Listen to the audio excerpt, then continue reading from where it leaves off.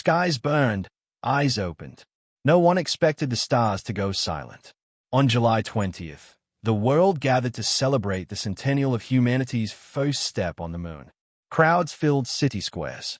Children launched model rockets. Dignitaries made speeches beneath the glow of artificial satellites streaking across the night. And then they stopped. It began with a flicker. Phones died mid-call. GPS units spun erratically. Aircraft veered off course. In under 3 minutes, over 30,000 satellites winked out of existence.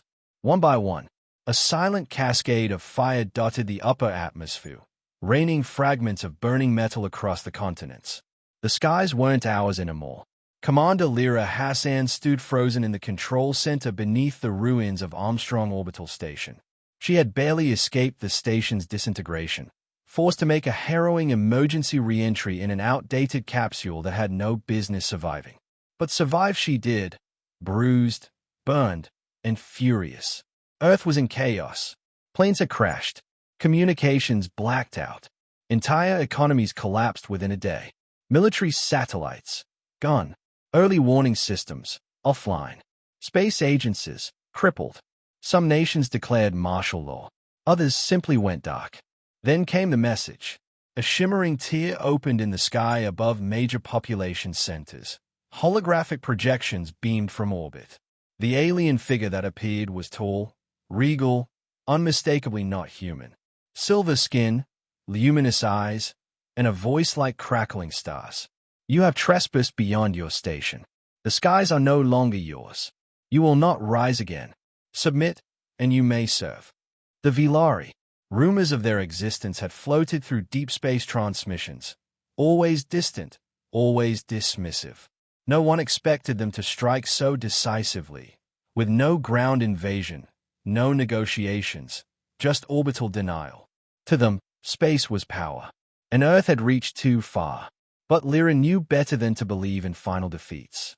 She regrouped with surviving members of the UN Space Defense Corps in a hardened bunker beneath the Sierra Nevada mountains. Engineers, scientists, pilots, and dreamers, the ones too stubborn to die. There, they listened, not just to Earth, but to the void. And it was in the noise of stolen satellite frequencies that Jin Park, a young systems prodigy, found it, an embedded pattern in the Vilari transmission. Not just arrogance, it was coordinates. Mars orbit, a command station. They're watching us from there, Jin whispered, eyes wide. They didn't just kill our satellites. They replaced them with their own. Lyra's hand tightened into a fist. They think they've ended our story, she said. But they've only ended a chapter. Outside, the stars still burned. But now, Earth watched back. War below the clouds. Beneath the silent sky, humanity whispered its defiance. The world above was still blind. No satellites, no orbital sensors, no eyes in the stars. But below, in shadowed bunkers and forgotten tunnels, something stirred. Across old military silos, decommissioned observatories, and Cold War shelters, a quiet war began. Commander Lyra Hassan stood in the heart of Sierra Base, 30 stories underground, surrounded by blueprints, radio consoles, and half-working terminals. It was a place built to survive a nuclear apocalypse. Now, it was humanity's brainstem. Everything digital is compromised, said Jin Park, tapping away on an analog terminal he had rewired by hand. They are scanning for emissions. Anything with a pulse gets fried from orbit. So we go analog, Lyra said. And they did. Across the globe, teams emerged from the digital ashes. Ham radio operators linked continents through hand-tuned frequencies. Engineers repurposed museum relics, slide rules, vacuum tube computers, diesel generators. Mechanics rebuilt planes without GPS, ships with celestial navigation. Weapons were modified to function without satellite targeting. The Vilari watched Earth with quiet contempt, believing they'd caged the beast. They didn't see what brewed beneath the clouds. At Sierra Base, Project Skyfire took shape. It began with a discovery, a half-finished space frame buried in the Mojave, part of a cancelled deep-orbit stealth project. It was experimental, shielded against detection, and potentially lethal, if it could fly. We're going to finish it, Lyra said, standing before the rusted hulk. But we've got no satellites, no launch windows, no support, Marcus Vale replied, arms crossed. Then we make our own stars. Every part had to be scavenged. Engine components were pulled from scrapyards and old launch pads. Propellant was synthesized in makeshift labs. The crew wore patch suits, helmets built from repurposed mining gear. It was crude, dirty, desperate, but it worked. And as the months passed, the Vilari grew complacent. No resistance meant no threat. They mistook human silence for submission. But in that silence, humanity honed its blade. One night, an alert rang through Sierra Base. Unidentified probe detected. Low orbit. Scanning beam active. They watched the sky through a telescope. Not a radar. Old school. Invisible. It was a Vilari drone, mapping Earth's rebuilt infrastructure. Lyra gave the order. A forgotten mining satellite, hijacked months earlier, pivoted in orbit. It had no engines left, but it had one shot. A tungsten rod, rail-launched at orbital velocity. The drone exploded in a flash above the Pacific. Cheers erupted in the control room. It wasn't just a kill. It was a message. They think we're helpless, Lyra said, her voice calm. Let's make them think again. Stars within reach. They launched Skyfire 1 in silence, without ceremony, without witness.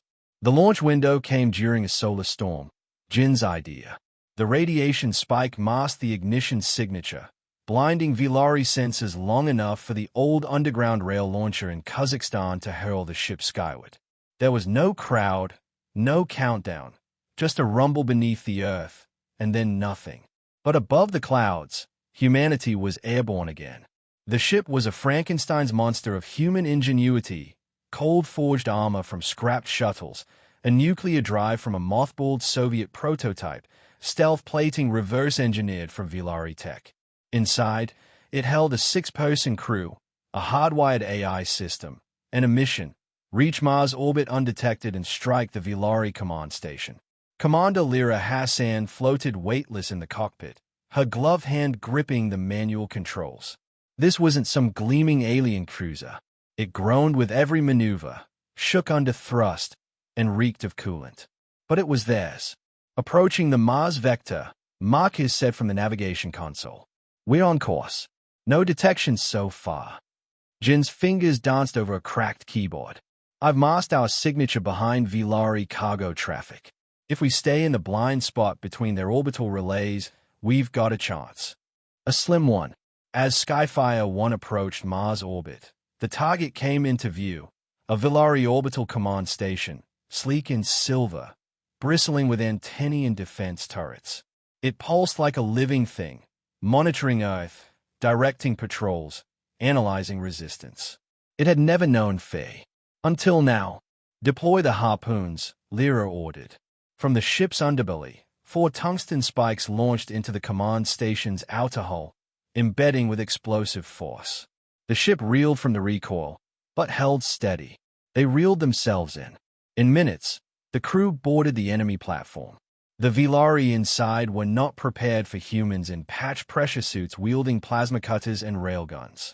Close quarters chaos erupted. The station's sleek halls filled with smoke and shouts in 2 languages. Lyra led the charge, methodical, ruthless. One Vilari officer lunged at Marcus, claws outstretched. He met the alien with a wrench to the head.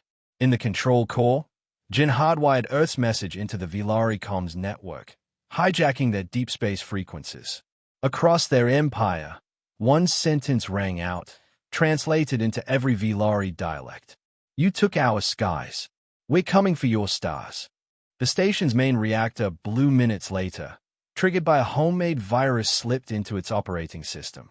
Skyfire 1 barely escaped the blast, limping toward a pre-programmed slingshot route using Phobos gravity. Behind them, Mars lit up with fire. In bunkers on Earth, the news spread fast, scrambled audio, broken video feeds, and one clear truth. Humanity had struck back. Lyra stared through the viewport at the shrinking red dot behind them. "We just became a problem," she said. And for the first time in months, she smiled. "We took their stars.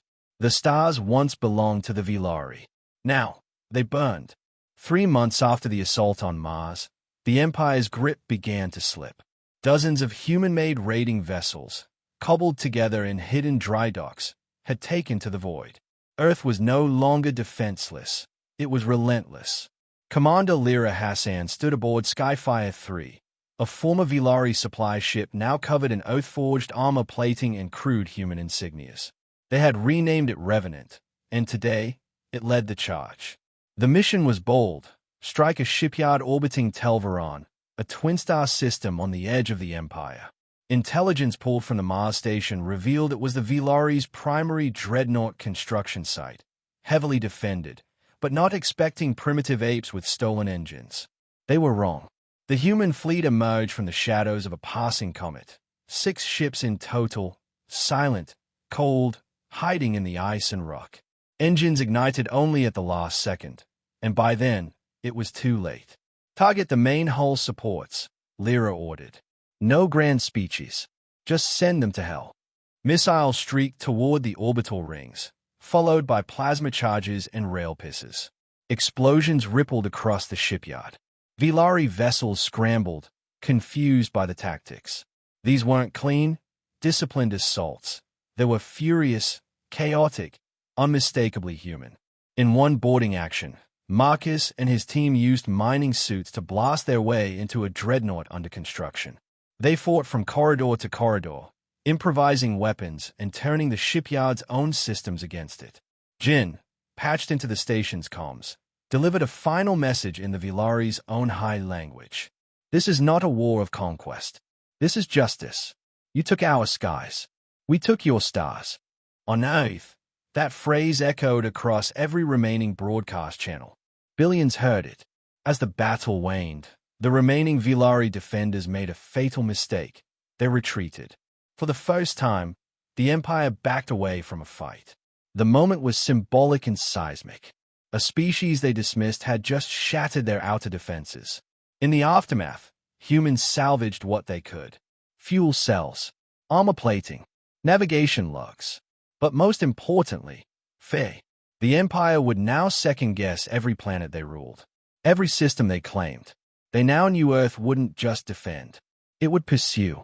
Lyra stood at the command deck of Revenant, staring at the light of the binary suns. Wounded, exhausted, but alive. "We're not finished," she said to the crew. "Not until Earth has a place among the stars." Marcus nodded. "And not under anyone's boot." The fleet turned away from the wreckage, engines glowing against the void. From Earth's soil to the Empire's core, the message was carved in fire. You took our skies. We took your stars. And now the stars are ours.